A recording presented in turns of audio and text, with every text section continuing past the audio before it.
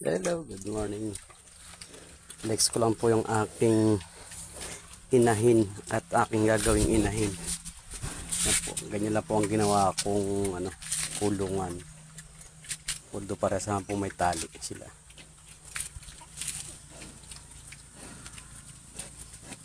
Yan po, isang buwan na po siya. Ito po ay naglugon kaya hindi pa po mabarakuhan yung aking inahin. Bali mag-ina po sila. 16 din po ang didi niya. Tapos itong inahin ay 19 ang didi.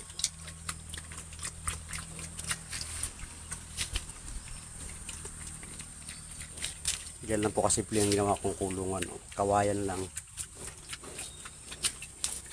Yung mga manok ko nandito naka-alpas lang po yung mga panabong.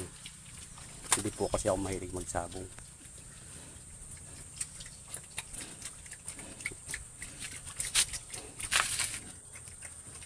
Binibigyan ko po siya ng pagkain tuwing tanghali para may merienda siya. Tingnan po yung ari niya. Ganda po magandang gawin inahin pag ganyan ang ari.